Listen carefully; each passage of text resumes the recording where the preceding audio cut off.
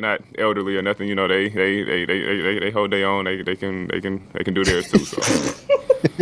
Moses right here. Zach Green, 95.7 The Game.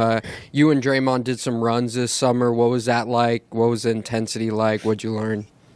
Yeah, it was cool. That was in LA. I was just working. I was working out. Chris Johnson had some runs, and Draymond came through, so it was cool. And then he came through Little Rock too. So I spent a lot of time with Dre this summer. Moses, you just mentioned you were in San Diego with your teammates for that pre-training camp event, whatever you want to call it. But there's one notable absence, and that's your 21 draft classmate, Jonathan Kuminga. Are you guys discussing this? Is the qualifying offer, like, if you don't mind describing your sentiments in regards to your teammate not being here today? What? Yeah, I mean, it's the other side of basketball, being the business of it. Yo, is he lagging? Kind of personal to an extent, you know. That's not really on me to get into and to discuss. No, him. So yeah, I mean, He's trying to when he process, gets here, I'm sure like, he'll be why the fuck are you the asking? JK that I know him to be. Yeah, so I look forward to that. Hey Moses, good seeing you back here. Given that what Cyrus was mentioning, you guys were part of the same draft class. You're another year in. What are your own expectations this year as to how much playing time you'll get and how much playing time you want? Because I'm sure you want to be playing more than you have in the past few years. You know, just going in there every year it's a journey. It's a you know, you're figuring out, you get what you can. So just going in, just trying to add what I can to the team and be a part of winning. So just hopefully that contribution is more than less. Basically, Moses, how would you say that your role changed when Jimmy Butler arrived here? In layman's terms, I fixed it. By the way, so like in chat when I put the I see it now. In layman's terms, that basically means I would love to play more than 10 minutes a game. I just wanted to sum that up for you guys just to make sure like no one's lost and what's going on. What he means is I just want to play. Steve Kerr, please let me play. Bro. I really want to put a bunch of respect on Moody. I hope not. Moody, TJD, Draymond. Draymond obviously will listen to. Yo, if Pat Spence got interviewed before B-Pod, this would be everything I need to know, bro. I'll be honest with you. I want to hear from Draymond and Jimmy. The rest of these niggas, I don't care. TJD, don't care. Pat Spencer, wallahi, I don't know. I ain't gonna lie, Draymond's a yapper, but it's like sometimes he really be talking some good shit. I'm not gonna lie to you, bro. Now, because Draymond likes to make things for like about himself, so like that's why I like listening to him. He be spitting sometimes. He'll just talk, and then you'll see it slowly starting to come back to him a little bit. Like you see it. But so do we want to just go to Draymond? Then? No, we can finish out Moody. We'll finish out Moody, and then we'll go to. And how do you feed off of that going forward, having an entire training camp, preseason, et cetera, with him? Yeah, I like it. I like kind of the juxtaposition of Steph and Jimmy. Like, you know, Steph plays fast, up and down. He went for a big word Jimmy there, slows it down, use the whole shot clock. So I just like them being out there together, and then just my role being able to play off of that word beat his ass, didn't it? Diversity. Hey Moses, Kenzo Fukuda with Clutch Points. You were named to the National Basketball Players Association's Foundation Board of Directors. Just wondering what that role has been like this summer. Yeah, it's been cool.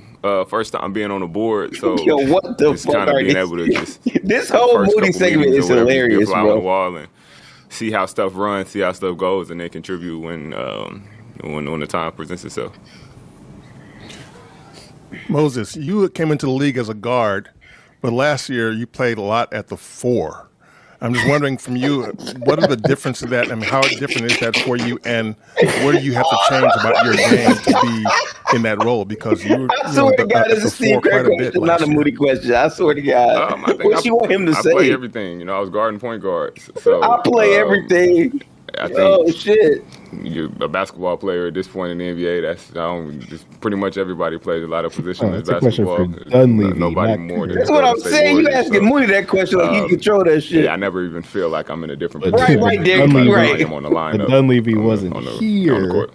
So you don't have to do anything body-wise, physique-wise to do it. Yeah, be able to handle being up front.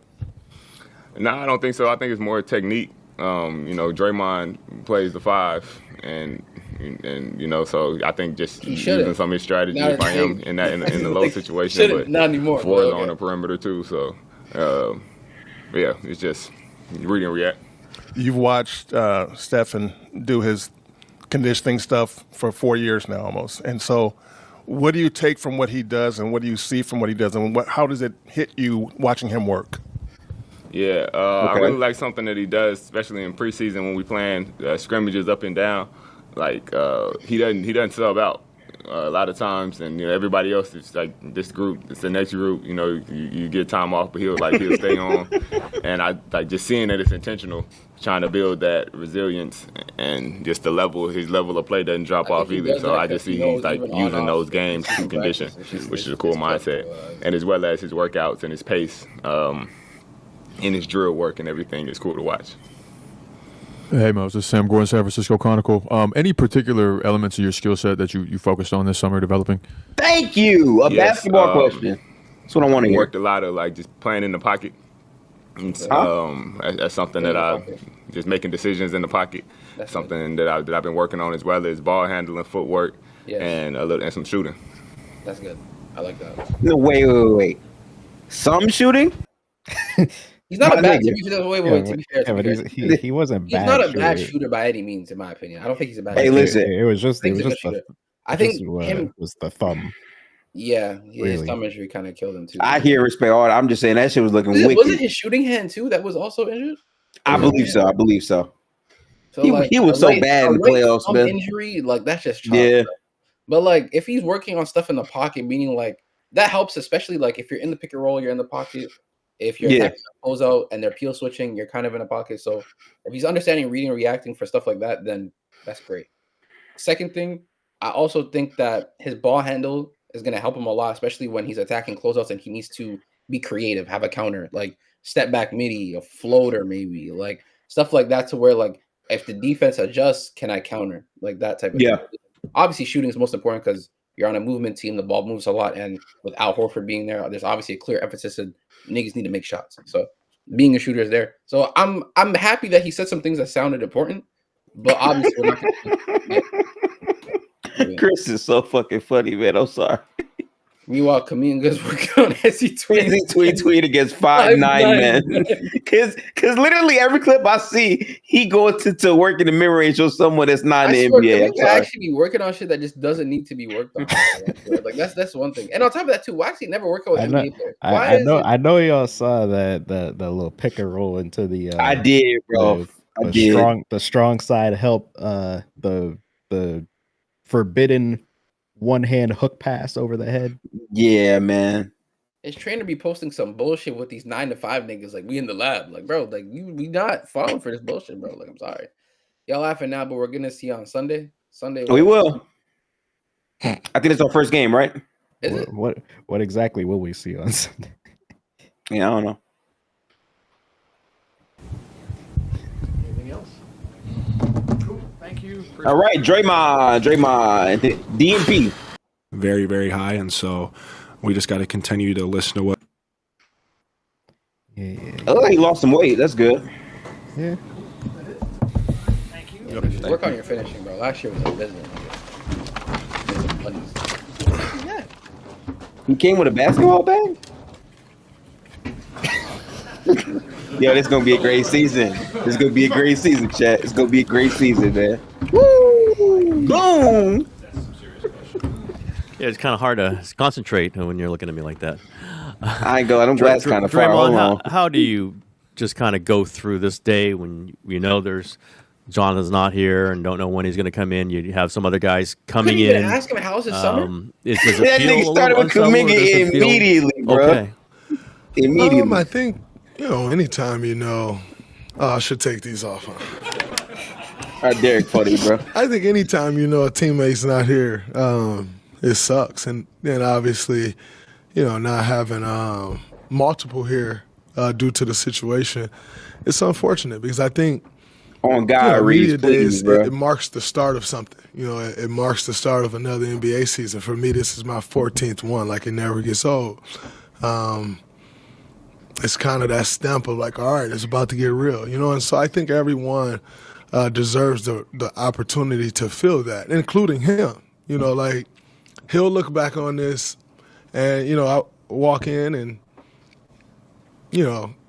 You're like, yo, what media day is this for you? And you'll kind of always have that, that little asterisk in your mind of like, oh man, I missed one, And so I think it sucks for all those guys involved. Like I said, including JK. Like you don't get the opportunity to start your thing how you normally start your thing. And saying that, we all understand this situation.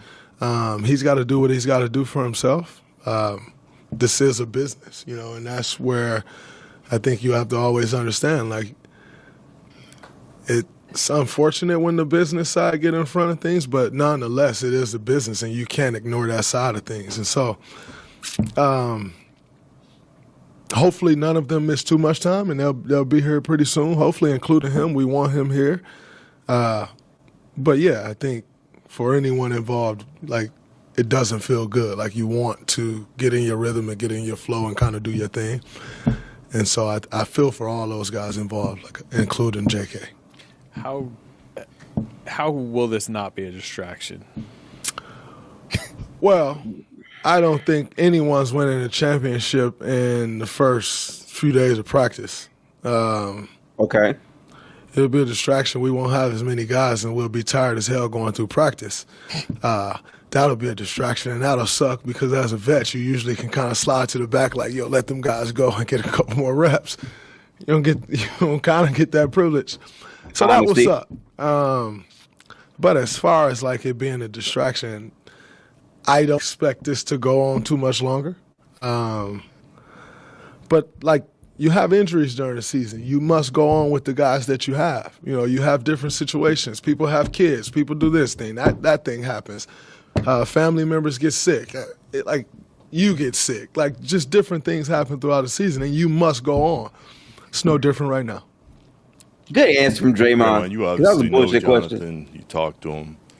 Do you think he still wants to be here? My fucking can we pause? They hit this nigga Draymond with 3 back-to-back making questions, bro. I low-key fuck with that question because like it puts just listen, hear me out. I get why you saying that. From us viewing, right? It's a horrible, like, why the fuck you asking that nigga that? Like, you're putting that nigga in a horrible position, which is good for him, the reporter. Because the reporter wants to ask those type of questions. Now, as a reporter, it's a good question. But for us, that's like, nigga, what are you asking? You feel me? Like, do you want... Did he say do the Warriors or does he want... Nah, does he want to still be a Warrior, basically? Oh, yeah. So yeah. Draymond could just PR, like, yeah, of course. Yeah. I'm just saying 3 back-to-back off the cuff is crazy. That's all. Do you think he wants to be on the team? Do you think he knew the score? Franchise that they started in. And so do I think he still wants to be here? I do think he still wants to be here. And he said that to me, that he still wants to be here.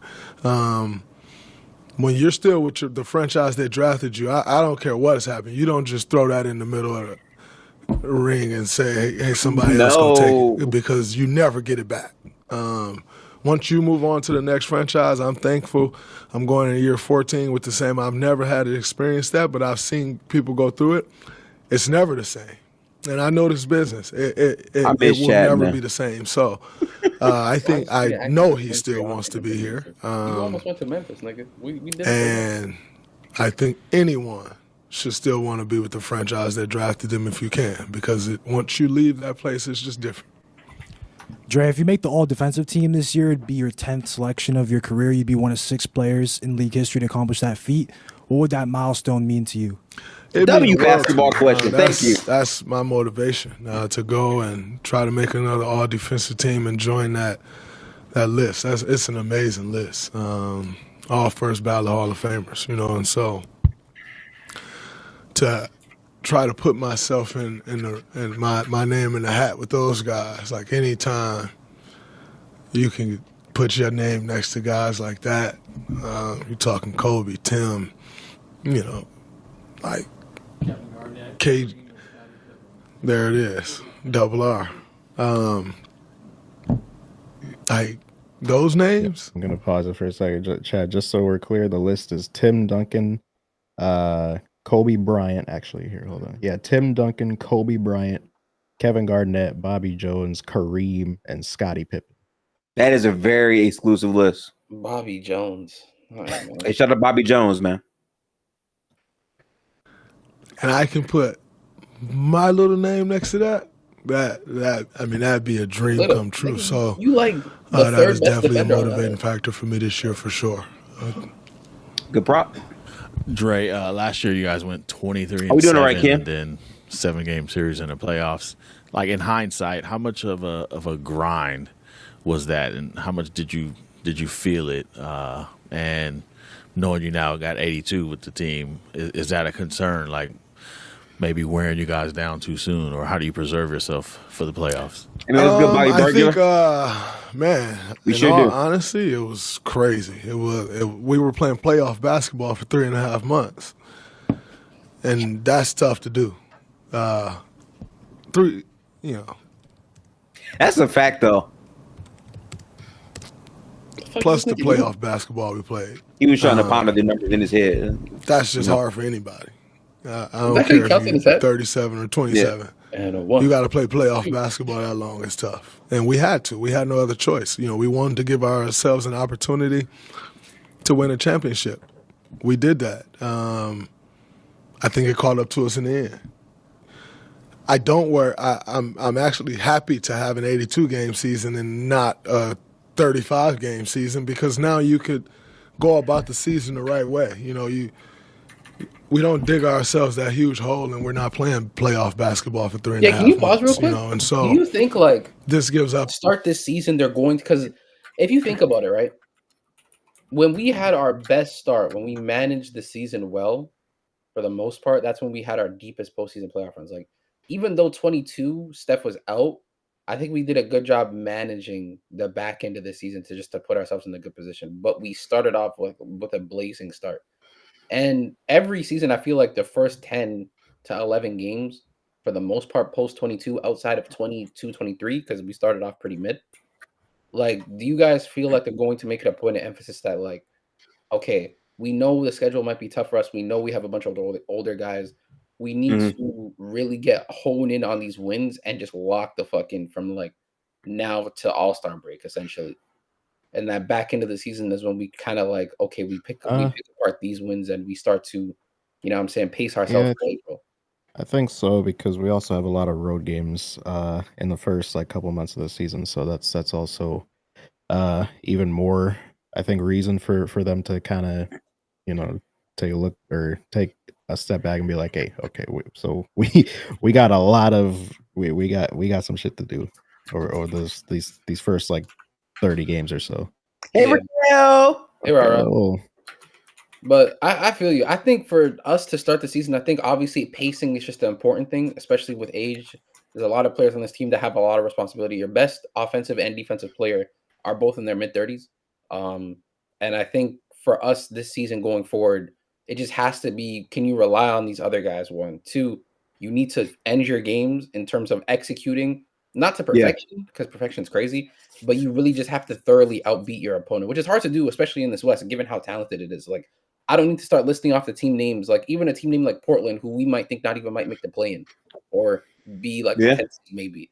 They're still a hard team to play. Like our Portland team that's well balanced, like they are, defensively equipped, like they are, would be a tough matchup to play. You know what I'm saying? Like Houston, we all know how good they are. San Antonio, we all know how good they are, right? OKC, reigning championship. Denver, back to title contender. A lot of these teams are going to still be LA. They're looking to obviously go deep in the postseason, but they have a good roster as well. The Clippers, they're just as old as us, but they still have a very good team relative to the rest of the West, right? Dallas, still a very good team. Front court defensively, probably the best in the West, arguably, right? Like there's hella teams in the West that are just competing, and you're going to see these guys a lot. And you're in a conference already in a division where you're going to be seeing good teams a lot. You're seeing the Clippers, the Lakers, and the Suns. Suns are ass, but the Clippers and Lakers, like 4 times. Man, I hear all that, but it's like, I think for me, KB, the biggest thing that matters is the way we're looking in these stretches, and more importantly, like how viable is a win that night? Because there were so many games where it's like, damn, if we just had maybe one more starter in this spot playing, we give ourselves, like, it came down to one game. If we don't, one game for us not being the plan. Clearly, if we don't lose to a Spurs team without Victor, and if we don't lose to that same Harrison Spurs Barnes team game winner again, to Harrison Barnes. The thing is, though, like no one gets to 82. Is we already know. I'm anticipating, even though when it's happening in real time, I get annoyed. We already know there's going to be games for sure where the Warriors just play like jackass and we lose in games that we should have lost, or we keep it close and we don't execute properly. That's happened like a numerous amount of times. The question is, how much can you not allow that to happen? Because it's going to happen, right? But it's a difference between happening it 6-7 times where it costs you to fight for the play-in spot than to play OKC first round, or will you only do it like 3 to 4 times where those other wins, like, you know what I'm saying? Like, I mean, but that's why I'm a fan of like the depth they've added this year. Like, there's more guys who can hit shots, which is huge because my God, we were so flawed last year with that. But also just having more high IQ players to impact. Like some of those games, right, came down to a single 5-man rotation not being able to get a consistent stop, right? Yeah. Adding guys like Jimmy Butler, Al Horford, like not having Looney get barbecued on defense routinely. And listen, much respect to Looney, but my God, like we seen what it was, right? Like not having. I also say the Warriors going from Kevon Looney to Al Horford is a massive upgrade. I just wanted to. It is a massive upgrade, bro. Yes. No disrespect to Loon. Loon's screen setting is amazing, but going from Looney, who was offensively inept, to Al Horford, who actually understands spacing, can shoot the ball. And as much as niggas want to call him wash, I think as a rotational player, he's still a good. They'll provide a little bit of defense too. And yeah, he can still functionally play defense, especially around guys like Draymond. If Kuminga's obviously up to it this year as well.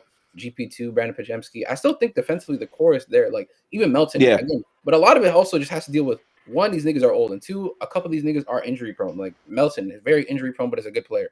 Can he be available and ready? He hurt right now. Are we getting? That's what I'm saying. We're not even gonna have him yet, right? Yeah. And then also like Seth, that's a good addition in terms of shooting and whatnot. And another, like I'll be honest with you, for me, I'm gonna say this genuinely. Okay. 2 players for me that I truly believe if they were to take a leap that I hope they will take. I'm not saying they are. I'm saying I hope. If they take the leap that I think they are capable and I hopefully can take, will take this team from 6th to 8th seed type of team to like possibly a comfortable top 4, not top 4, like 4 to 5, highest obviously 3. That's the highest, right? Right. So I functionally think they're not better than OKC or Denver at all, but highest possible 3 is Brandon Pajemski and Quinton Post.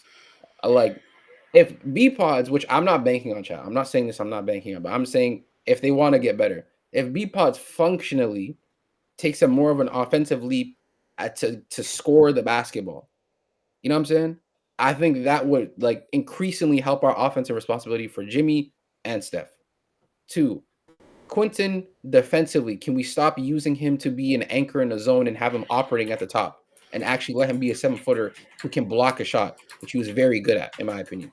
And another thing, can his inside game become better, like the post hooks, reading the game, making a pass? We all know he's an elite shooter, but can he add the little things? And then obviously just playing more will allow him to be better, in my opinion. So I'm high on Quinton, not so much on B-Pause anymore.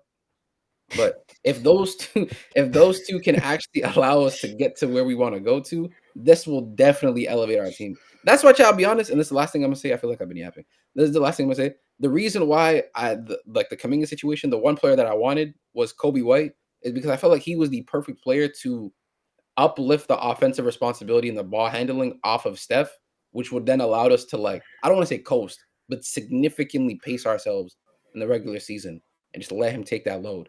You know what I mean? That sounded nuts, but yeah. Well, go ahead, bro. Respect. You can see the video, but this gives us an opportunity to not dig ourselves in a ditch and then try to fight and claw our way back out. And that's how you manage an 82-game schedule. You do what you got to do. You take care of business, and then you allow yourself to get through the season however it is that you need to get through the season. But when you got to play through injuries and play through sickness and play through this thing and that thing because every game matters in February, it's a lot to ask. Like I said, I don't care how old the team is. That's a lot to ask. And so We know that. Like I said, I think it definitely caught up to us at the end.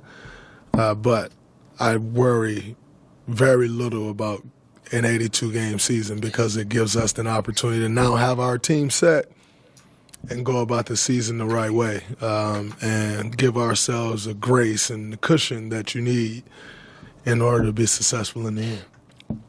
Steve said at exit interviews that he wanted you to play a little bit less center, maybe more power forward. For you, what is the difference difference on your body between playing center and playing power forward at this stage of your career? When you're at center, you're involved in every single play because you're anchoring the defense. You are the last line of everything, so there is no break.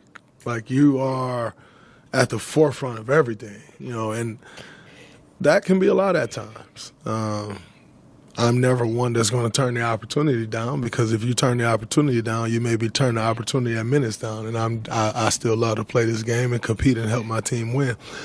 In an ideal world, I would love to play more 4. It's my natural position. That's how I became who I've become at that position. But nothing's changed about me at this point. I will always be willing to do whatever the team needs me to do, and whatever shoe that I need to wear, if it fits, I'm going to wear it. And so in an ideal world, yeah, I'll play more 4. Am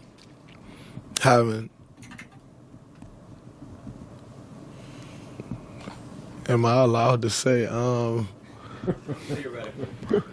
theoretically having Al Horford can help with that. So theoretically, yeah, it was it's tough. I'm not gonna lie. I'm very excited to see defensively what Draymond and Al will look like. I really am. I genuinely want to see that, bro. I'm not gonna lie though. Yo, imagine. I like the Curry Al Horford handoffs too. All I'm saying, chat, when we see Giannis, take his under. That's all I'm gonna say, bro. Take his under. Draymond and Giannis. Draymond and Horford. I'm not gonna lie. And Jimmy. I do want to say. I know that we haven't said much about it, but that ass, like, I think Kuminga can look really good with Al Horford lineups and not Kevin Looney. Like, that is a thing that can happen. Yeah, he can, but like, can Al Horford, Dre, and Jimmy with Kuminga be on the floor at the same time? Not all four. I don't think all 4, but like in spurts, I can see the 3 working. Yeah, I think a lineup of B pod, like if we were to throw in like a lineup of B pods, Jimmy or Healed. B pods, you can go B pods, Healed, Jimmy, John, Nathan Kuminga, and Al Horford. That's cool. Yeah. Or you can throw in, what I want to see also is Horford, Quinton Post. You know what I mean? That looked pretty cool too. 7-footer pair with Horford. Defensively, I think it looks fine. Offensively, it was really good 5-out offense. You could throw Jimmy in there because there's a lot of spacing for him to work with.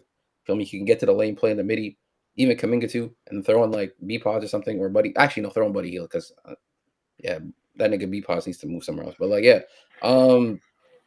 I think that's cool. Double bigs. That's not really double big. It's one big. It's just Quinton Post. Like, Al Horford's a 4 to me. He's not really like a 5 for real. Like, I don't know. I just like the IQ fit of what he can do on the floor, and I'm pretty sure that he's going to close games no matter what. Yeah, like, bro, it's going to be so crazy. This is our first game. His first assignment is going to be, all right, we're going to trust you on Luka switches on opening night. That's his first job, deadass. Oh, man. NBA is tough. And we are old, yeah. It's true. Living everyday life for a lot of people is tough. So I'll take my tough. Draymond, how much have you, Steph, and Jimmy talked about the opportunity in front of you to play together from the start of a season, as opposed to, as you said last year, was kind of on the fly? And sort of related question to that is, what kind of tone Jimmy set with the mini camp or whatever you want to call it in San Diego? Thank you. I think we're all looking forward to it. Just the opportunity to start the beginning, to have a training camp together. You can implement more things. You can build an identity from the beginning. Defensive terminology and all the things that you build starting in training camp, we're able to do that this year. And so we're really looking forward to that opportunity. The mini camp in San Diego was great. Number one, just to be with the guys. Spent some time together. Jimmy was an incredible host. He has the wine cellar of an emperor. I mean, it's amazing. But he, you know, and just setting the tone and getting everybody together and what it is that we're setting out to do, and that kind of marks the beginning of it, you know. And so you can always look back to that experience of times get hard on the court, and you can look back to those times of like, man, when we were in San Diego and we were doing this and bonding like that, and you draw from those moments. So it was a huge moment for this team. We had a great time together. We accomplished what we needed to accomplish. Everybody got out healthy. So it was good, really good for us. You said building an identity. How is that identity going to be different, do you think, this year than it was last year? I think last year we were just kind of making it work, you know, doing whatever we needed to do to make it work. This year, you get a chance to see what's best.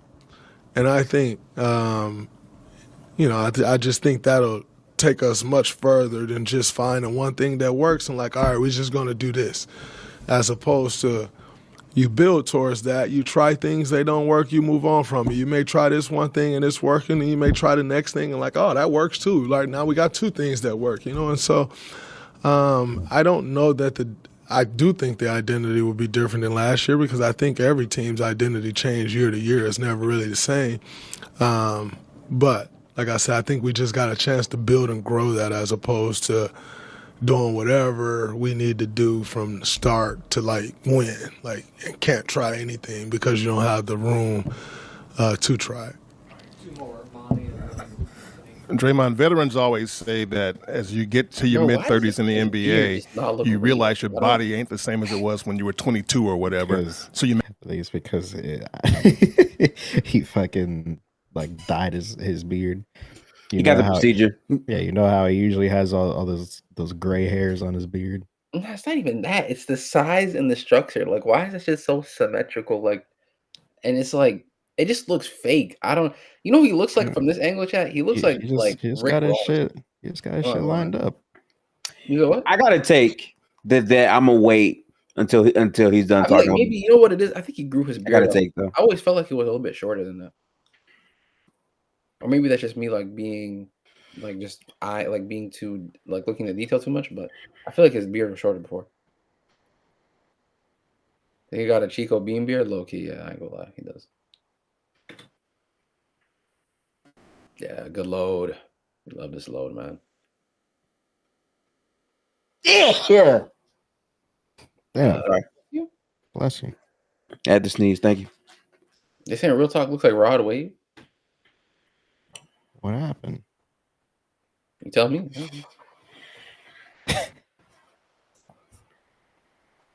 Chat 1 second, man. Technical difficulties. Like can't try anything because you don't have the room to try. Draymond, veterans always say that as you get to your mid-30s in the NBA, you realize your body ain't the same as it was when you were 22 or whatever, so you make up for it mentally and in other ways. I'm wondering what you've been through physically in your career, how you make up for maybe what your body can't do now that you could do when you were 22. How do you balance that? I think interesting question. Ironically, at 22, there were some things that my body couldn't do that I can do now because it's just all the work you put in and the things that you learn and the strengthening that you do, you know. And so, I think there's a little give and take there. But, I'm always confident that I can win mentally, and that's what you rely more on. And when you realize, oh, man, I can't quite do that thing. But if I'm honest with you, Monty, I don't think I've reached a point to where my body can't do it. Like, I haven't quite had that moment where it's like, my eyes were bigger than my heart or my goals or my legs. Like, I saw it and couldn't quite get there. I haven't really experienced that yet. So I'm gonna knock on some wood right now and hope that it don't come this year. But I feel great. Am I the same person that I was at 27? No. And thank God I'm not. I've learned a lot since 27. So, there's things that change, but, you decrease in one area, you got to grow in another. And I think that's always the constant challenge. And the challenge is what keeps you going and keep you striving to do it again and again and again. Respect. I know you said, Jonathan has voiced to you that he wants to be back, but obviously some of the boiling points of these negotiations have, been on trades. Them seeking signing trades, y'all trying to sign him to contracts that seem pretty obvious to potentially use him as a trade piece. How do you view his future here and what he can still be within this franchise, especially knowing, what some of this business that has been going on? We play in a game that is covered by media 24/7, and when you're in something that's covered 24/7, A, it's not always accurate, and B, it doesn't always play out even the way people think it's going to play out. And so what can he still be here? Exactly what he set out to be here, because I know for certain he has the full support of his teammates to be that. And I don't think this franchise or organization would still be doing what they're trying to do if they didn't believe that, And so, I saw Kevon Looney fourth-year option get declined, and he spent 10 years here. So, contract negotiations are never pretty. My first contract negotiation, I thought I was about to get a contract, and they told me no, and I had to reach out to another team. And then they showed interest and got the contract done. 2 years ago, I thought it was over. I thought I was out of here. Here I am going into year 14. So, just because a contract negotiation didn't go beautifully does not mean it's the end of the road. And a contract negotiation that went beautifully don't mean it's the beginning. It could be the end. So I take every day for what it's worth in this league. That's what I try to tell my young guys. That's my message to Jonathan. A contract negotiation is a contract negotiation for a reason. It's one side trying to get the better of the other side. And when you're trying to do that, just like in a basketball game, tempers flare, things get heated. Sometimes people get kicked out of the room. Sometimes people walk back in the room. That's just how it goes. And so this isn't the first contract negotiation that's went longer than everybody expected and that went different than the team wanted it to go or much different than the player wanted to go. It ain't the first one, and it's by far the last one. We will see this over and over again in this league because ultimately it's a business and you're trying to put your business in the best position to be successful. And we are individuals that when you go to the negotiation table, you don't go to the negotiation table with the team. You go to the negotiation table with your team, by yourself. True. Meaning you got to try to do what's best for you. And that's what Jonathan is doing, and that's what he deserves to do. You work your tail off to get to the NBA. You earn the right to go negotiate. If he didn't earn the right to go negotiate, they still wouldn't be negotiating with him. And he wouldn't be negotiating with them. So these things happen. You move on from them. He signed a contract, come out and play great. Everybody will forget and move on. That's the world we live in. So that's also true. Yeah, that's kind of my take on it. I think that was a very mature answer from Draymond because that's exactly what it is. No problem. He usually has. Oh, hell no. How did it feel? This Buddy Hield's cousin, nigga? Who the fuck is this? He usually has like a lot of really good answers to. Anytime it comes to like anything finance, he got a good answer to me. Anything about like the inner workings out to San Diego and whatnot. What's up, Nicholas? Hey, Jimmy. Therapy, everyone's been talking SL about the Draymond, San we pray. Diego camp and Who's everybody? all your teammates. Draymond? And all your teammates are very impressed by the Butler house. Let's say. I think Draymond mentioned. Did Draymond mention the Wayne Cellar? But Definitely yeah, Draymond. Just what have you done this sort of thing before with teammates, and what kind of initiated this in your mind? Maybe a couple times, but not at my own home. And I just wanted to be around my guys. I got the opportunity to see a lot of them over the summer, or to go where they are from. maybe not see them, but see people that I know from their neck of the woods. So it's very important to me to like welcome those are my guys. It's like my family into my home, have a good time, and let them in a little bit of my life. The Kuminga situation obviously looms over. You would, of course. What's your kind of view on that situation and the need to get it solved? And like I tell everybody that ask me, not even in the media, just random people, my friends, I'm not in all of that. I hope it gets resolved. I know what that is like. I've been in this league going on 15 years now, and it will get handled. And I know that both sides will be happy in the end. But, we all love JK. We all want JK to be happy. We all want this organization to be happy. So we're going to let JK and this organization figure it out. Hey, Jimmy, your pop-up with Big Face was really successful in July, and you also just announced your collab with Aloe. So just wondering, are you planning to bring Big Face back in the Bay, now that you started the full year? In a major way. I'm hoping to open up, don't quote me on the exact date, a shop here, maybe like February, March, something like that, but Big Face will be here permanently. I couldn't be more excited, so Big Face relocation. Jimmy, what would you say is the prize of your gentrifier wine cellar?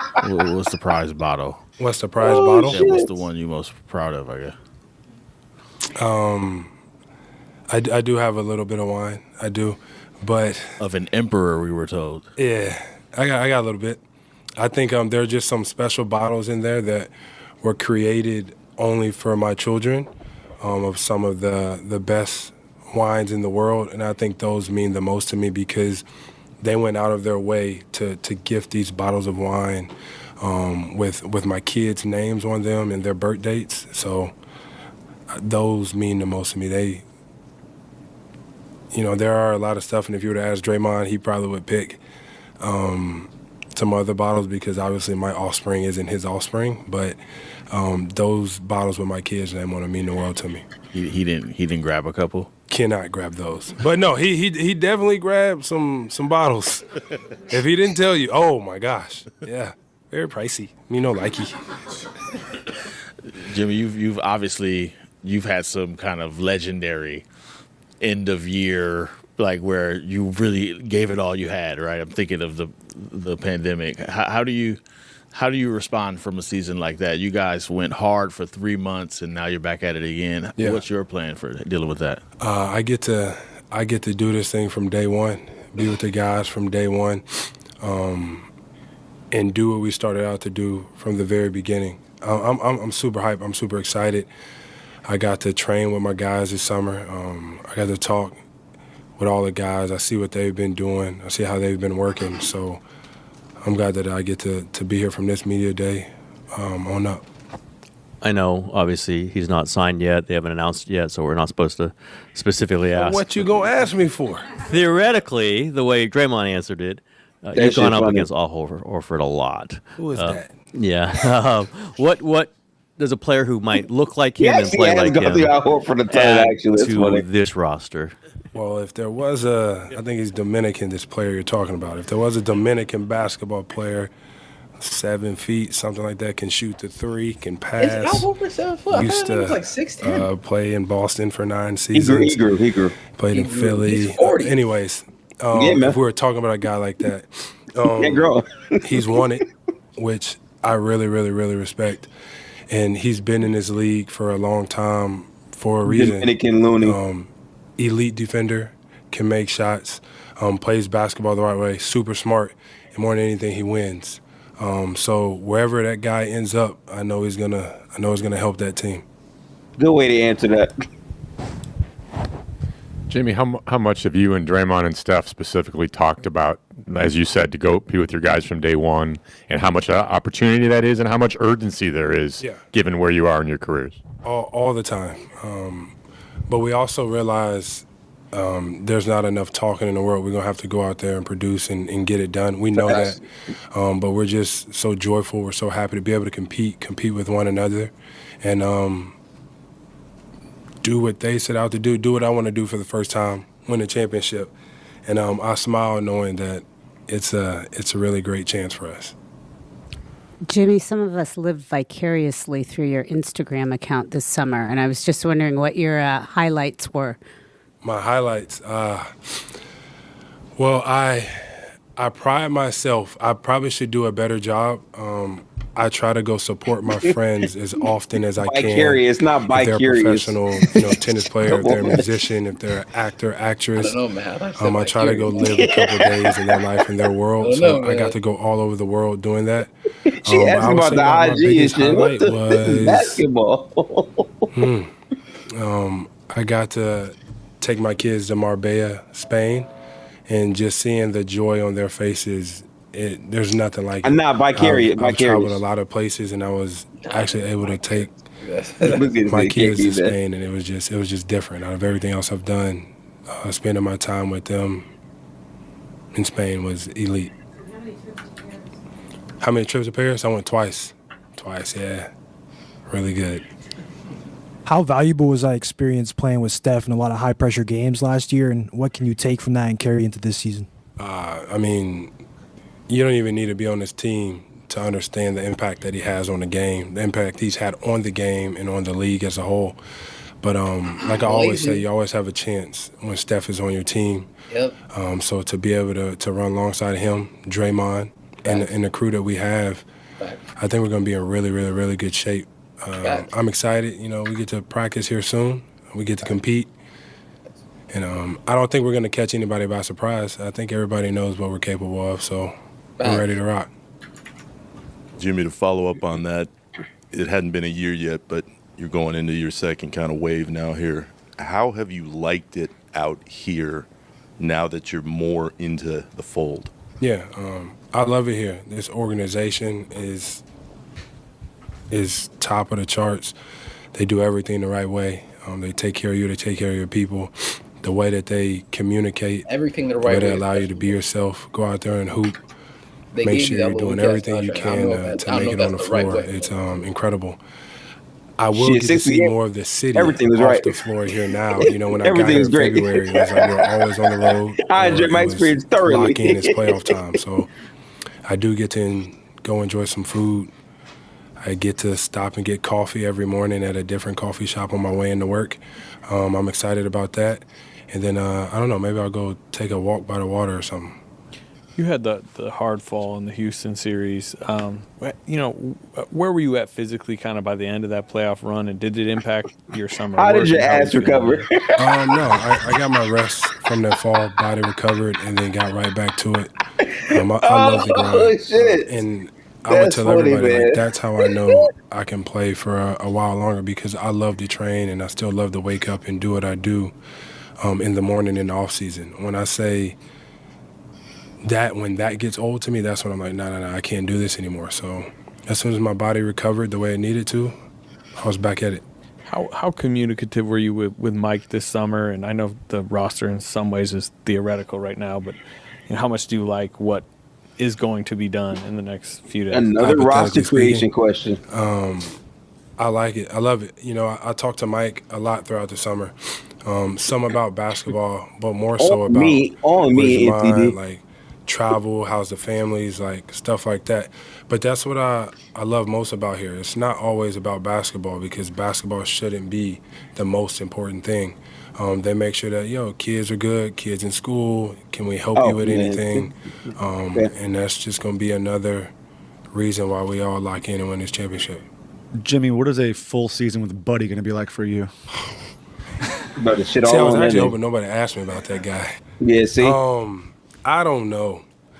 I spent way too much time with Buddy this offseason, way too much. I posted on social, so I can bet you money Buddy the world seemed to actually like that guy. It's going to pop up here somewhere. There'll be some times, some tears, some joyfulness, a little bit of everything. Yeah. Some Rosetta Stone. Lord knows I can't understand a word he says. Rosetta Stone for Buddy Hill. That's we funny, love Buddy. We definitely love Buddy. Jimmy, your other ventures you mentioned with Big Face Coffee. these guys are the sponsor here, but would you think you'd be able to sell your coffee here at Chase? And then what makes your coffee so much better than everybody else's?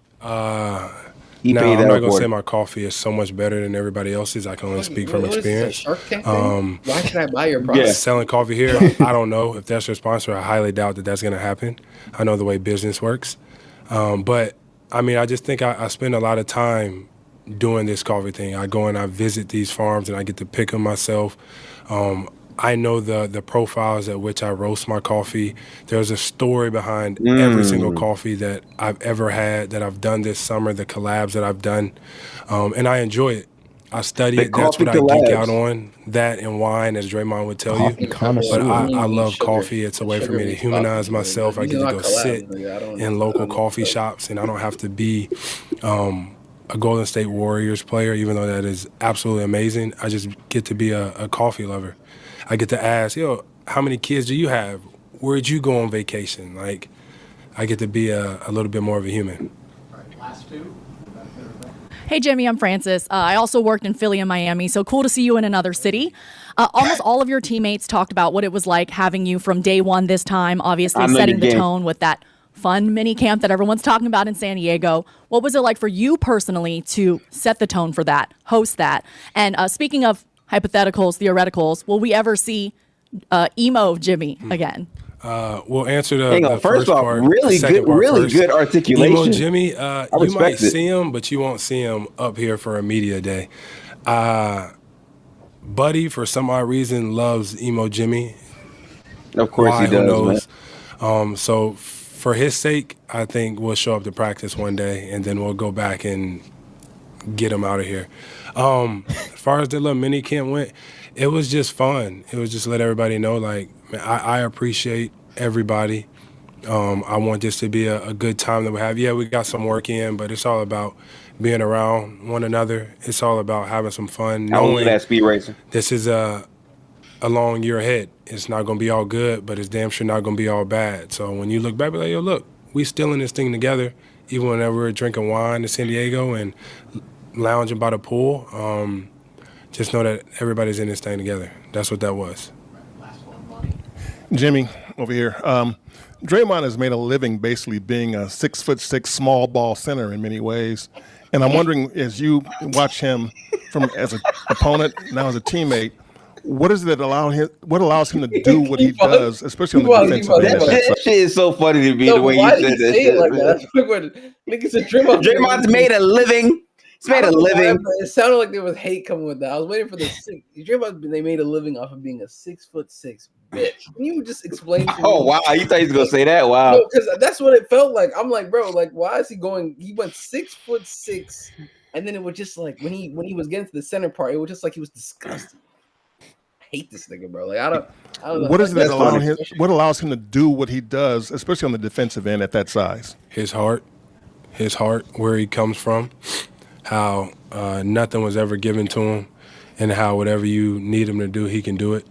Just because he doesn't go out there and take 100 shots doesn't mean that he can't shoot 75, 80, 90 of 100. That's just not what you're asking him to do. You ask him to play the small ball center. You ask him to get 12 assists. You ask him to how many blocks you want, how many steals.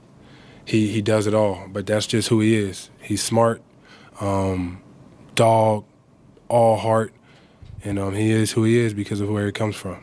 Do you think any of that changes as you get older? Nah, you made like that. No number that you can put on age is going to change that. He going to be like that in every aspect of life, and it's a good thing. In business, he going to be like that. Basketball, like that. As a father, husband, all of that like that. I knew it. I could just feel the evil. Wait, what? Nah, I was just letting niggas know Gifted is ordering a chicken shawarma with nothing in it but garlic, fries, and ketchup like a child. But go ahead. Thing. In business, he gonna be like that. Basketball, like that. As a father, husband, all of that like that. I knew it. I could just feel the evilness. I can feel it. I knew it. They don't even want to talk to you. I told you my buddy would pop out. But did you hear the nice things I said about you? What did he say about me? Nothing. That's why you didn't hear him. Oh, wow. We're good. Can y'all wrap this shit up, please? All right, everybody. Buddy Hield, everybody. Good afternoon, everybody. Y'all tired of him yet? Jimmy, go. At the very least, I'm gonna get vibes with this. How you guys doing? At the very least. Yo, can I say Good, this no real quick? question. I want to be nice. Yeah. This is probably, in terms of like production and playoff translation, this is probably the best basketball buddies ever played. No, oh God, I was gonna say the same thing because like he played way better. Bro, Yeah. that nigga started off the season amazing. Obviously had his cold spell, but then he went to the postseason and played great. He shot 43% on 6 attempts. Bro, he was shooting the lights out. I mean, bro, Game 7 when we fucking needed that shit. We needed that shit. He pissed me off in the Clipper game at the end of the season, but man, Yeah. he hit every big shot in that Rocket series. Yeah, when they were literally Ooh, Jovic they extension, threw okay. all of Houston Yeah. at Steph, and this nigga said, "You know what? I'm gonna help you." Miami Heat for Nikola Jovic has agreed to a 4-year, 60. Nigga said Shams. You play the video. Wow. Okay. I got one question. How much of a difference is there having a year of experience in this system? How much more comfortable do you feel playing for the Warriors now? No, great. You know, that's a good question because I understand having a year under my belt. I understand the way Steve coach, how to understand the execution, how everything goes around here, and just having that year just gives you a little bit of breathing room because you know what to expect now, you know. And first year you just never know what to expect, but now you have an understanding what to expect, and I'm just ready to go, and I'm happy to go for year 2. Okay, we heard from everyone else. Big time now. Like that. Why can't we turn the cam off though? Yeah. Oh shit! He's big time. Your mom's I forgot my question. No, we've heard from everyone else about Jimmy's place in San Diego. Yeah, it's phenomenal. What are your impressions of it? What were you, assuming you were at the camp? No, I wasn't there. I didn't get invited. You didn't get invited. You were not there. I didn't get invited. Hold out. Just what is Jimmy's presence with this team going into this camp? Obviously, he has this get together. Do you see him kind of emerging as someone who really has an influence of the way this is going to go, personality wise? First of all, what Jimmy did the last week, this past week was phenomenal. I think that is shit. First of all, inviting people to your house is always like iffy, but like for shows that he's so welcoming, and him and his people around, and they were all welcoming, and just him hosting the team to his house, beautiful place. The team camaraderie was so great. My youth, his leadership, and but it was something to had though. You know, just bring everybody together, and we're just happy for a guy like him, and it was great, man. I never had experienced none of that in my 10 years in the NBA, and I was just happy to be there, and just shows that everybody trusted him, especially guys like Steph and Dre. You know, they was out there, and it was fun to be around, and I had so much fun with him, and I appreciate it a lot. And just being around him, you can tell like he's more serious about this year, and he's in elite shape, and his body looks great, and he's just ready to show everybody. Along those same lines, how much did it mean for you to have teammates like Jimmy visit you in the Bahamas and spend some time with you there? Jimmy didn't visit me in the Bahamas. He lied to y'all.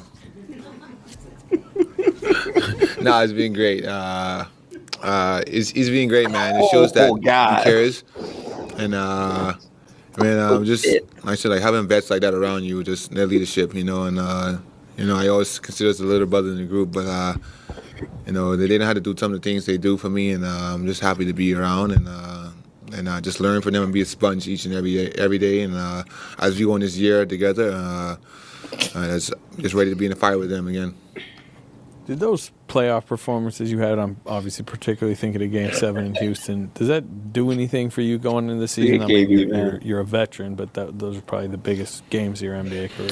Yeah, it help build your confidence, of course. You know, and I mean, I'm not saying this. I'm saying this humbly, but I think this was like probably the best summer I probably shot. Like working out, you think like, oh, you have a bad day shooting the ball, and like I can't remember I had one bad day like really shooting the ball, and I felt so confident, couldn't wait to get back to that moment. Oh, they're gonna clip how focused and driven I was. They're gonna clip the fuck out of that. I'm sorry. The first 3 for 11 he had. We had everybody healthy. They gonna clip that shit. We never know what the outcome gonna be, but it was like a chance with 30 there, you know.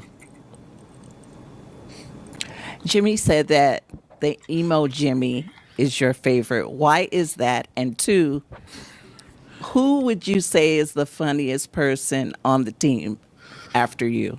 After me?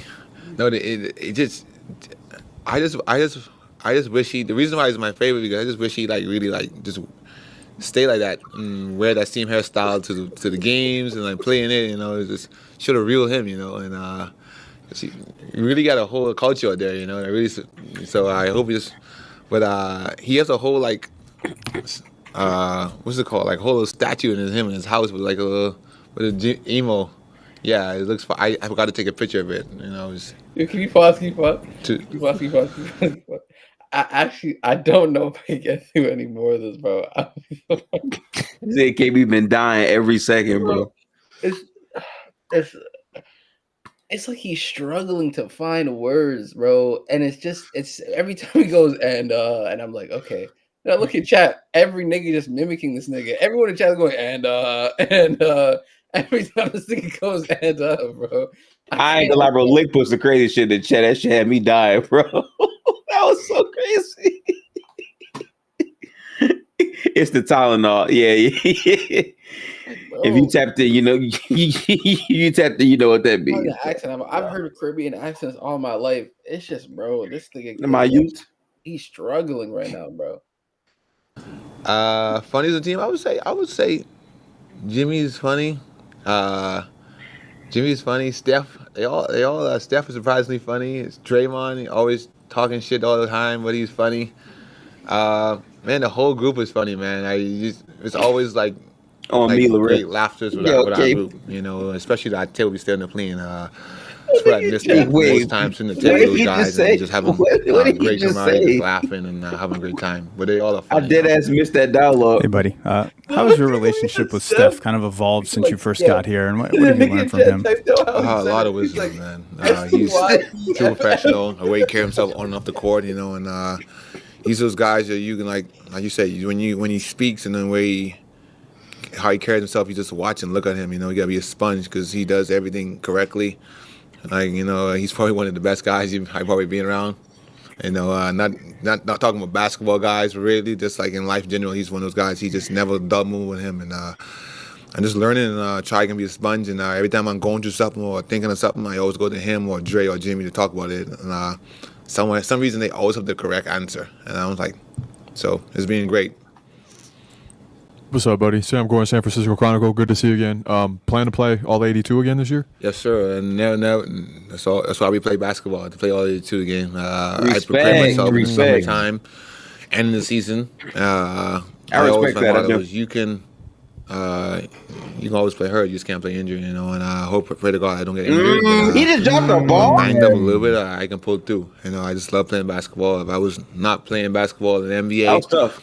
I would try find every day to go there and play basketball with some friends or whatever. Buddy, now that you've been around Steph for a full year, how would you describe his conditioning regimen? I see the other day he was running up some hills, right?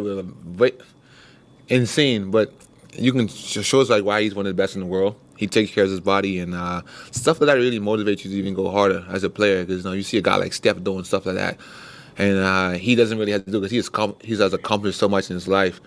And for this game, you know, and he's not slowing down, he's not stopping, and that shows his character and his drive towards the game of basketball, and he takes the game very seriously. And play against today, and I was like, damn, he still moves elite, you know, and he's in great shape, man, and that's hats off to him and his training staff that he has around him because they do a hell of a job keeping him ready.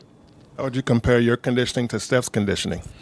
You know what? I'm a little crazy too. You know, we're in a similar regime. I would say I run the beach. I'm on the track about once or twice a week, running sprints and trying to like keep my body in condition. But it's up there for sure. Is that it? All right, thank It's easy. Thank you. Thank you. Thank you, buddy. Thank you for being you, man. I'm not gonna lie, bro. His whole press conference gave me NBA 2K15 Deion Waiters vibes. Kleber's already injured again. He got hurt. He got hurt. He got hurt his quad. Damn. Oh my god. Golly, man. I think it's like, you know, I'm a bit crazy myself. Hey, bro, that nigga is hilarious, bro. I swear. Shout out to Buddy, bro. I can't. Yo, for the nigga who wrote Steph's name STYEFF. Nah, that shit had me dying, bro. STYEF. In tears, bro. Y'all hell, man. Y'all hell. The way he typed it, and I looked at chat, I heard it. It's not like Steph. Yeah. Steph. Like Steph, bro. I was like, Steph. Oh, that shit's too funny. All right, bro. If Buddy ever asks me a question, I say, you got it every single time. No cap. No cap. Damn, we're already almost 2 hours in. Not facts. We're 2 I guess hours. we gotta get to the Kaminga shit now. We gotta get to the Kaminga shit, but 2 hours is crazy. I still haven't. Fucking are we? So which part of it first? We get into Kaminga or we get into Aaron Turner? Let me probably the agent first. Let me just go through the Twitter real quick. Actually, quickly before we even talk about this fuck ass nigga and this whole situation, I just want to listen to a few sound bites. One from Steve, and then one from Mike Dunleavy. What's so funny? I don't understand. I just wasn't expecting that. I just wanted to listen to a few sound bites. Yeah, so Steve, Mike, there's one from Melton, and I think there's one or two from Horford that I have. So I just want to pull this up real quick. Steve. Bro, this new layout has me confused, bro. But, Oh yeah, there are a lot of excess features to say the least. Did all this and took away my, you know what? Never mind. But we gonna circumnavigate. Circumnavigate. It's a real word, man. It is. Every black person knows someone who looks. I hate that he tweeted that because I mean it's low key true. I low key do know a nigga who look like that. I do know a nigga. Nah, I can't confirm. Can't confirm. Okay, wait. I would have traded myself. Yo, wait. Stop. Off the rip, top 5 realest nigga to ever put on a Warriors jersey. Because facts. I would have traded you too. Yeah. But we got you back though, gang. We got him back. And you get back. Dude, that's literally the craziest, bro. He helped us get Jimmy. Dead ass. Think about it. We got Melton. He got hurt. We traded Schroeder for Schroeder. And Schroeder ended up, you know what I'm saying, becoming Jimmy. Oh my god, I forgot he played here. Yeah. That's what I'm saying. Yeah, like, wait a minute, isn't he out for like the first 6 weeks? Or 2 months? I forgot how long it is. No, bro, he couldn't make a layup. His ACL injury against Dallas, right? He's recovering from the ACL still. Yeah, right so now. he won't be back until like mid-November. Yeah, that's what I'm thinking. Oh, yeah, that cool. Yeah, so which like, honestly, isn't it? Not honestly, that bad. it's fine because no offense, like Melton's good, but we have so many guards now. I dead ass forgot Dennis Schroeder. I think a trade got happy. We got too many Dennis Schroeder guards. was dead a Warrior for like a month and 2 weeks. I was rooting for him too because he was killing in Brooklyn. He came over here and was ass. And he couldn't make a layup when he was here. Yeah, it was how bad. You felt about that? Did you have to Or get your three. mind wrapped around coming back? And then why did you ultimately come back? Nah, I mean, business is business at the end of the day. I mean, I probably would have traded myself too. You know what I mean? Respect. Especially given the way the decision was at the time. You know, you needed someone, especially my contract, that can, come in and play and help the team. So I felt no type of way. I understood. Very mature. Conversations with Mike and Steve beforehand, so I kind of knew what was happening and stuff like that. And ultimately, I mean, it's so much love here, and the medical staff, they do such a great job on my body and keeping me right. So I think those reasons and just the staff as a whole and the team and the short-lived, time we had together, it was amazing. So I think coming back and just seeing what we can do, and at the same time we got a Butler out of it too. So I'm just happy to be back for that too. I like the mindset he got. Yeah, so that's one quote. W. Melton, man, I'm glad he's back. When he was healthy, I loved watching him play. That OKC game, he was fantastic. When he's healthy, very good basketball. Yeah. Very good role player. All right, this is a longer soundbite from Mike Dunleavy. He did talk. You said what? He did talk. They said that What'd you say? My bad. I was like, so he did talk. So because they were saying that like he wasn't gonna or was this at media day or was this after? This was shortly after. I'm gonna be honest. After the community got done, probably. I went on Twitter when we went live. Went to Anthony's. Actually, yeah, you're probably right. Bookmarked anything that looked relevant. Swear to God, that's all I did. That's fair. That's fair. But the caption says, "Here are some of Mike Dunleavy's sound bites on the Jonathan Kimming negotiations," which I think after when this is done, we'll backpack off of our thoughts and the recap of everything. So let's get into it. I'm sure the Kuminga contract seems, pretty clearly at least to be used potentially as a trade piece. I'm just curious how you view the dynamic of him coming in and just, obviously some relatively contentious negotiations and how that kind of could bleed into the season. Well, I mean, as far as the negotiations go, I think it was fair, reasonable, no issues on my end, and I think just sometimes these things take time. So, but by my account, I'm all good with it. I feel good about the deal we've done and really the deal for JK. I think it's good for both sides. And as far as the team goes and what that contract structure means, really it comes down to the way I feel about the team is we're in great shape, much better shape, I'd say, than we were certainly this time last year, and even as much as this time, like when we were in the playoffs and lost 4-1 in Minnesota. So what that means for the contract structure is we feel like we have a player that can be really good, and I don't feel like there's a need to make a move. Now, we'll see how the season unfolds. This time last year, I would have said we need to get better. I don't feel that right now. It could change, and we have a lot of guys in the team that have value in the league and could be traded, but I think the structure is more so what works for us and the player, and we came to an agreement that works. Do you anticipate him, coming in, bought in? Absolutely. He signed the deal. We agreed upon it, and I think he's from all accounts, had a pretty good offseason. Seems like he's been in the gym working, and I think he'll be in shape. He'll be ready to go, committed about the team. Have no reason to believe otherwise. How far along did those talks get with what his playing time might be? We just want him to be the best player he can be, and he does that. He'll have a great role. Our team will be really good, and I don't think there's anything more to get into it than that. Mike, to follow up on all this, Draymond told us the other day that Kuminga told him he wants to be here long term. Is that the message that has been conveyed to you, either from him or his agent? Well, I'll let him answer that. Again, these discussions and messaging for Ooh, this was good ass deflection, boy. So as far as like those things that we talk about on the phone or behind closed doors, I keep to myself, and so maybe a better question for him. Yeah, 2 for 1. It sucks, man. By all accounts, I think he wants to be here because he signed a contract. And did that affect negotiations at all?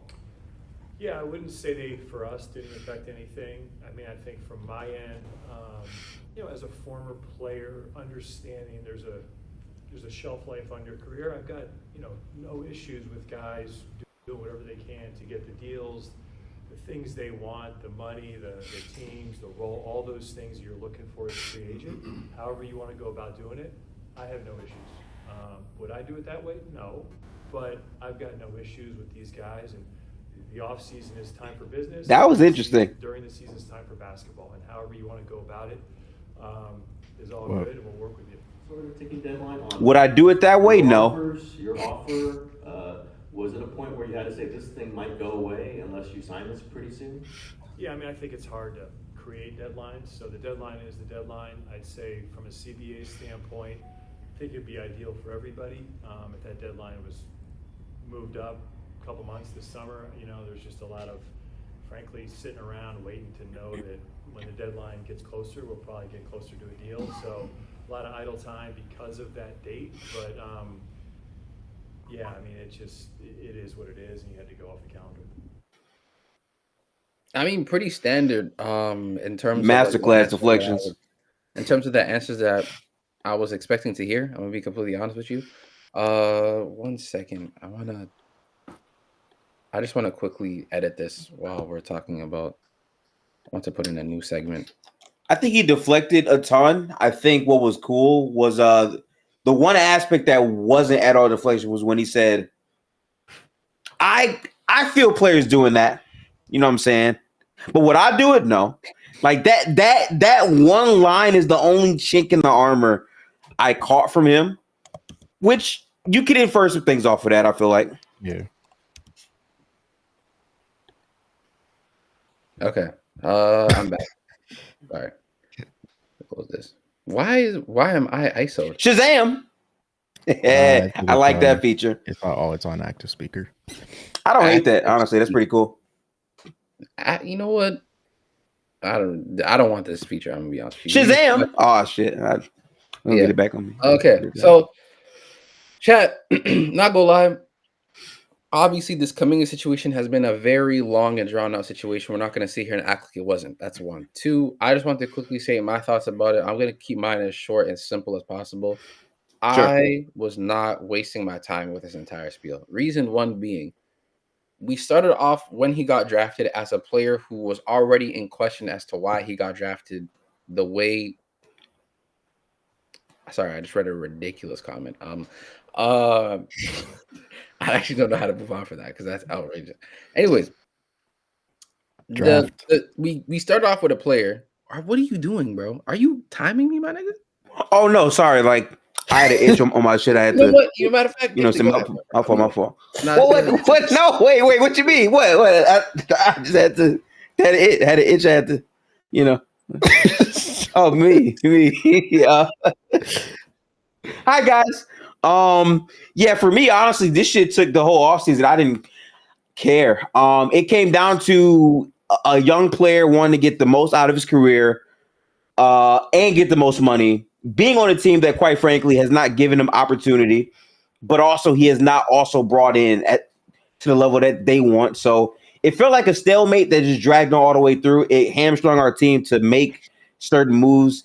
But also, I don't blame Kuminga or his agent. I blame the front office because this has been a situation that's been mishandled for more than this year. Like, this is a thing that we've been really building to for a lot of his overall tenure. And I feel like if they have better checks and balances and better communication, things maybe could have been handled better before this. So I don't really get mad at him for that, but we really had no motion the entire offseason because of this.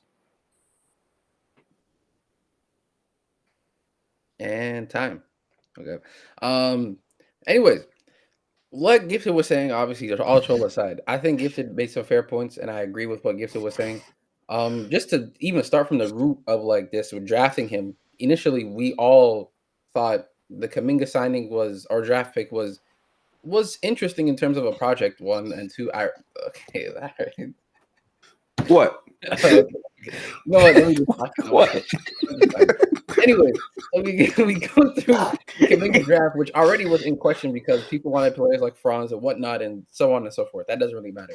Then the biggest problem was the obviously minutes, in terms of not letting him get productive minutes when we needed to get productive minutes, especially in years where we weren't competing that much.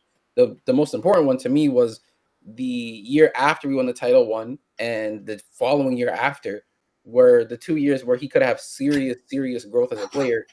You didn't allow that to happen, essentially. And that kind of, I think that was a factor that stunted his growth. And I'm going to talk about Kuminga, obviously, in his endeavors personally.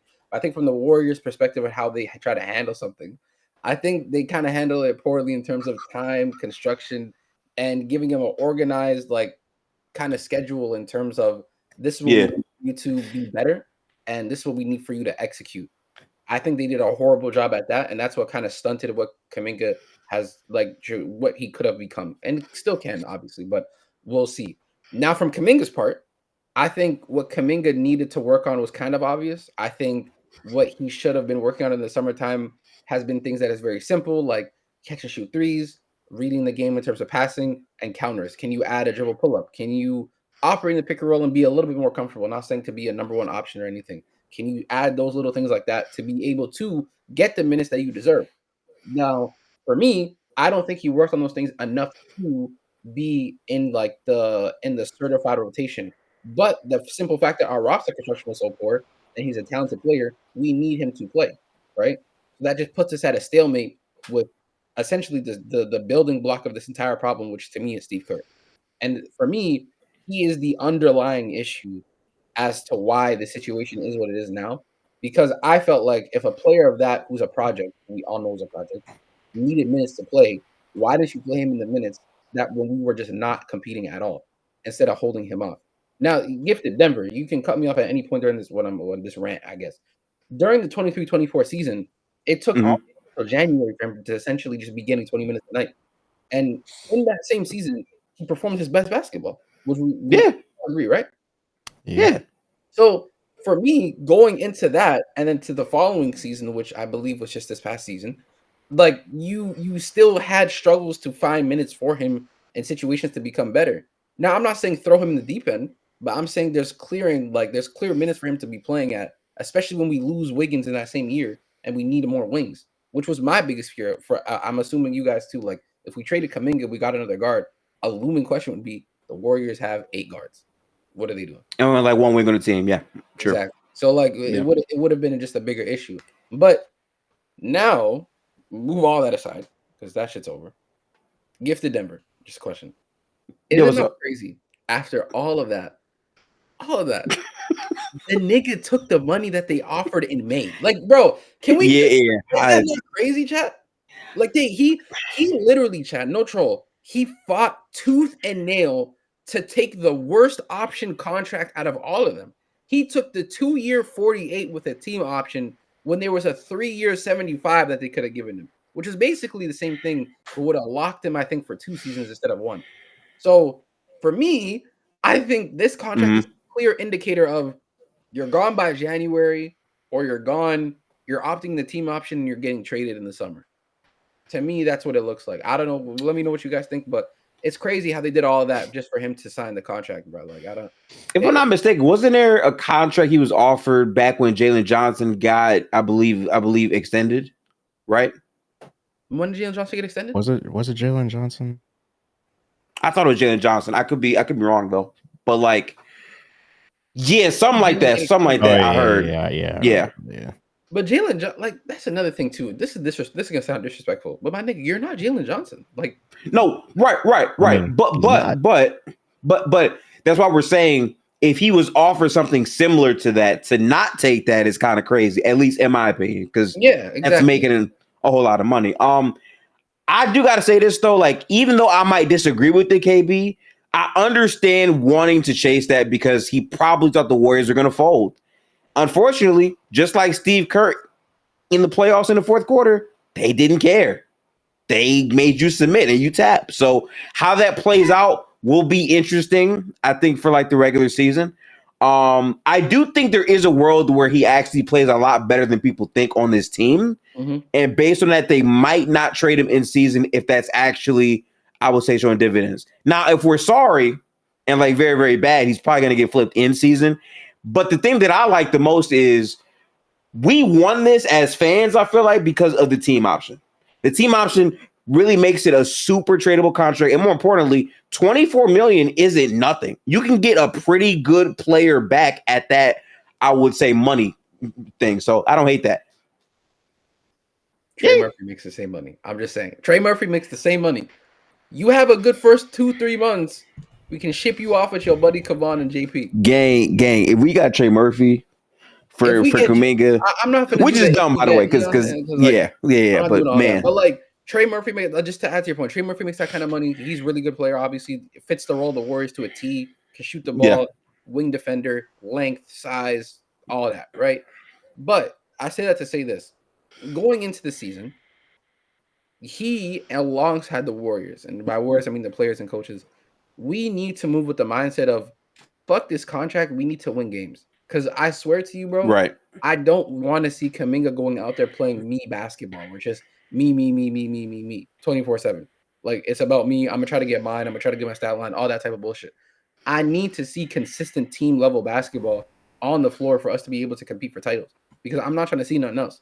I like, genuinely, I don't need another year of just drama, bro. Like, it's actually just annoying, but that's pretty much all I have to say about this Kuminga situation. It's like, it was a complete drag, in my opinion. I think he tried to put up a fight, which ended up submitting to to me, the basically like a rendition of the first offer. I think the first offer someone chat was 2 year 45. He ended up getting 2 year 48.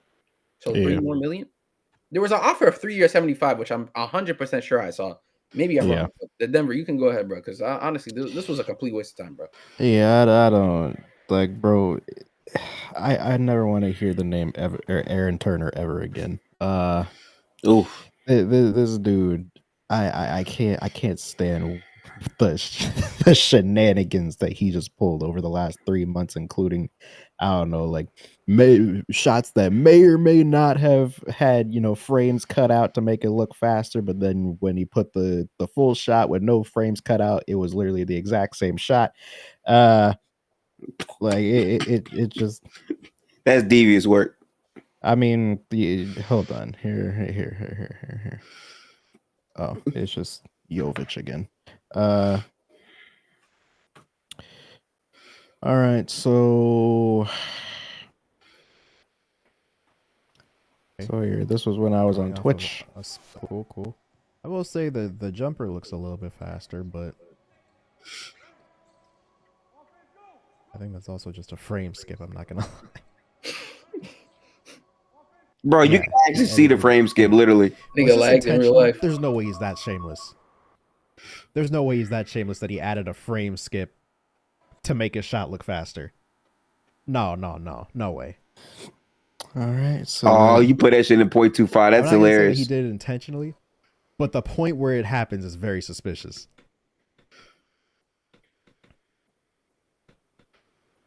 So there was that, and then the next day he uploaded this footage, and then I just put it with, I don't know, left wing threes that I could find from last season, and I tried to time it up from the point where he's actually starting to bring the ball up, and we can, we can see.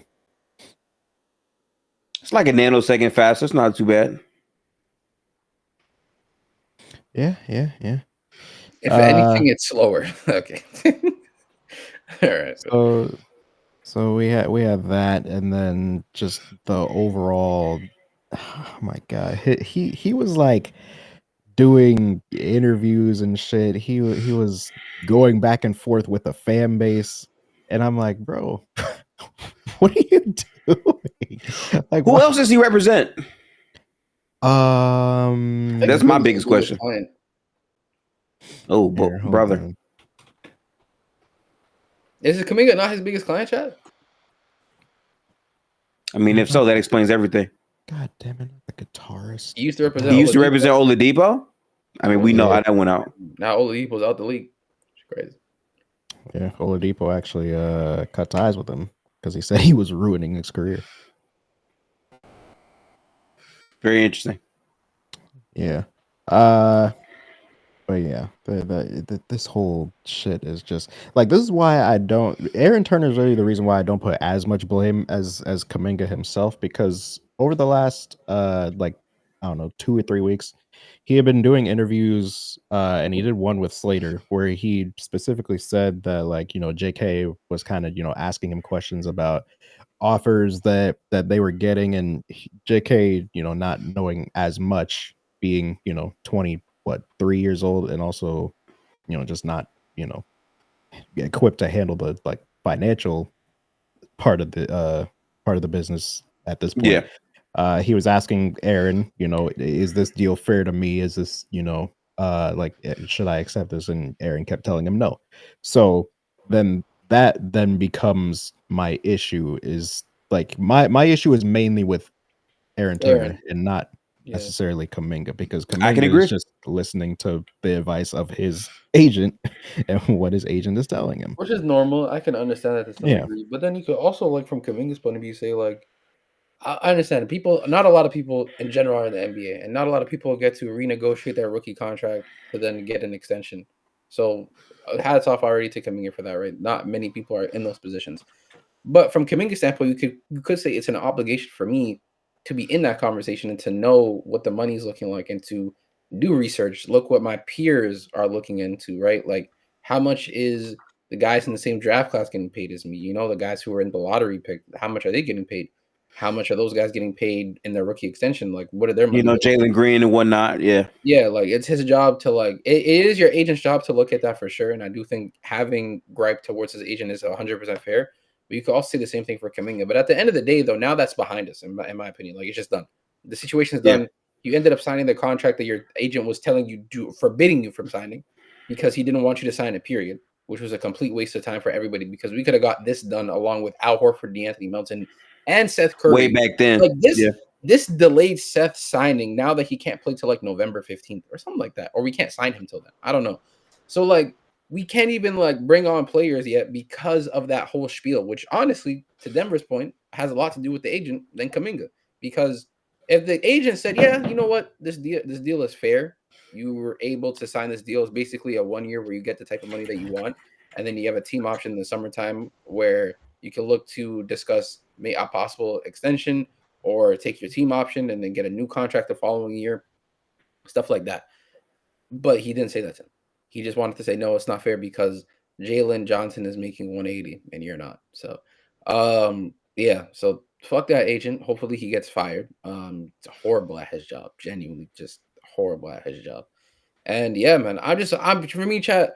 I'm just off of I'm just good off of bad vibes and talking about drama. I just want to talk about basketball, bro. Like, I just don't care about contract money anymore. I don't care about our second apron. I don't care about how much tax MLE money we have. Like, I just want to play good hoops. I want to see Steph compete in the postseason. I want to see Draymond compete in the postseason healthy. And I just want to see this team for one more time before this nigga finally hangs it up, because every year you can tell it's just coming to an end, unfortunately. I just want to see them compete one more time because 2022, I don't want to keep living off nostalgia, but 2022 felt so nice to just be able to see them finish off the way they did, especially with Klay coming back and everything. I just want to see Steph get one more, and I think he deserves to get one. Like, with given all the circumstances that have been going his way, like, I think a championship would really, really be nice for someone like Steph and Draymond as well, and Jimmy because it'd be his first. But yeah, that's just really my thoughts for real, bro. I'm not gonna lie. Yeah, word up. I feel that. Man. I think that's pretty much gonna wrap up today, bro. I'm not gonna lie. It's like damn near 9 o'clock. We started at 6:30. Raquel, why is the game still tied 3-3 in the bottom of the 8th? Why have you not go Lakers? Niggas are talking about the ball of base. Go Lakers. I mean, sure. The Lakers can go somewhere. I don't know where they're going, but anyways, chat, just to let y'all know, quick announcements. I don't know what the Warriors. Actually, we should pull that up before we cut. I think Blue Jays won the division. I don't care, bro. I swear. What's it called? Can we pull up the Warriors preseason schedule if that's possible? Yes, sir. Just their schedule in general. I just want to see what's available. What can we stream? And then also, chat, opening night we will be in Lowe's room. So be us three, Low, and I believe Real Talk will also be. Wow. I don't see anything. The screen's black. Was that just me? Okay, so this Sunday we play the Lakers? Yeah. That's what I said this Sunday earlier, yeah. Nice, man. Nice. Okay. At 5:30. Lakers at home. Then we play 0-1. All right. Wednesday we play Portland. Then we play the Lakers again in LA. And then we play Portland again. Okay, so we just love LA and Portland. Then we play the Clippers on Friday to cap off. And then we have 5 days until the 22nd until we play the Los Angeles Lakers on opening night. So, chat, I'm assuming we'll be back together on Sunday to watch the game. I think I'll be okay watching that. You guys are free, right? I'm assuming. Yeah. I know I'll be here. So even if they're not here, I'll stream the game. I don't know. But we'll be here Sunday to watch the Warriors, and then we'll try to figure out scheduling. I think Wednesday I should be okay. Sunday I should be okay again. Tuesday I'm okay. Friday, yeah, these games are in the evening too. I'll be also Just okay. saying 3-3 when there's 5 games. Yeah, okay. I'm gonna be That shit funny. Yeah, no, I'll be okay with that. Nah, okay. Anyways, chat. Great little stream, nice little recap. Obviously, we're gonna get things going when the season starts again. It's gonna be nice making content for the Warriors one more time this year. And yeah, man, honestly, I'm excited for this NBA season. A lot of ideas, a lot of creation that needs to be made, and a lot of goals need to be hit. Not for us as individuals, but as a collective, and for the Warriors. So Are we? Yeah, man. Should we text like after stream or? Yeah, we also need to talk to bro. Yeah. We also actually need to jump on a call and talk about what we need to talk about before we talk to bro. Yeah, I agree with that. Correct. So we can do that I can do that right after now if you guys want. You guys want to do that? Yeah, sure. Also Well, chat. A couple things. Tap in. Make sure to check out the schedule layout that we are going to have. We are not going to be multi-streaming pretty much everything on our YouTube channel, Gold Blooded. Make sure to tap into Gold Blooded on YouTube. It's live right now in the YouTube chat, so both will be intermingled for games, and also time like this where we just sit back and shoot the shits and whatnot. And yeah, make sure we back. Make sure to tap in with us and whatnot. Yeah. With that being said, chat, we'll catch y'all boys on Sunday to play the Lakers in Golden State. It's gonna be a quick bell to ask. You know they already can't guard us, so let's show these niggas. And can't wait to see y'all opening night. Make sure to be in Lowe's room for that. And yeah, man, I'm glad we're back, man. Basketball's back, and we're back. So I'll let y'all real soon, boys. You know what I'm saying? What do you mean, huh? You heard what I said, right? Oh, wait, chat. I wanted to do this real quick before we end stream. I seen Chill do this earlier today, and I couldn't stop laughing. Okay, I don't know if y'all can still hear me. Yeah. Okay. Wait a second. For some reason, when he leaves, he does like this, right? He goes like, "All right, Ron," and he goes, "Bro, I'm gonna start chat. If you see me start doing that, it's because Chill is doing it." Nigga, man. So when I say, "Yo, we out," I'm gonna go like this, and then I'm gonna leave. All right, but I'm just letting y'all niggas know right now, man. That shit's elite, bro. Anyways, though, chat. We'll holla at y'all, man. Y'all be safe and gifted, bro. Whatever I know you be saying some shit. Have a good year. Reincarnated. We not off the beer. Salute. Nah, just yell reincarnated. That shit was lame. I'm not gonna lie. Fuck that. You go ahead.